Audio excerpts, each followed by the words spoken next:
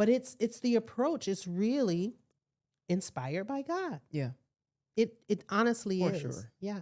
And so when I hear testimonies like that, it affirms and confirms the approach. Yeah. Yeah. Because Yeah. I can't say that I have a desire to write, just Right. decide to write. Yeah. I do not. Yeah. But if yeah. I'm inspired, then I'll capture those thoughts and formulate it and go from there. Yeah. And trust God with the outcome.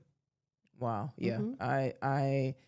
Again, because I know others that have completed the workbook, same, like you said, Yes. everybody, it's kind of Yeah. the same thing. Mhm. And again, it's that hard work, The hard work. that hard work. Yeah. And I love how you know, everything is backed up by the word of God. It You is. got the scriptures in there. Like, it's almost like, you don't believe me? Go to it. Right. Or you don't have to believe me. You don't want. have But to this is believe me, fact, but okay? This is fact. Or what they say, like when you're talking in mental health, is evidence-based. Evidence-based. Evidence-based, okay? Yeah. Trace it back to the word of God. Yeah. Mhm. So share with us the importance of developing a spiritual and personal growth plan. Well, I believe it's very important because it maps back to my early 20s and 30s, young adulthood.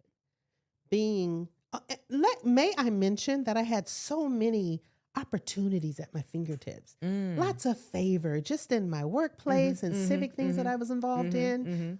Had a lot of favor with instructors on campus, whether it be in high school or in college, lots of favor. But yet I was battling just with this nasty attitude, I guess if you would call it that, or sensitivity that just was not conducive to the path that I was on. That's why it's important to have a plan.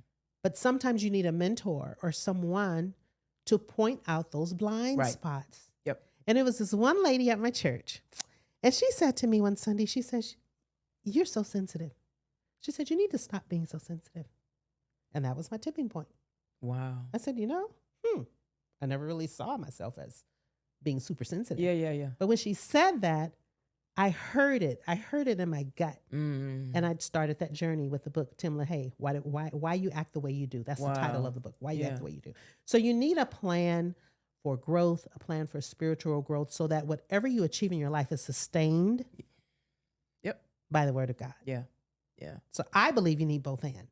Right. Yeah. Not just living your best life Uh-huh. and you don't have an anchor. It needs to be anchored in the word of God.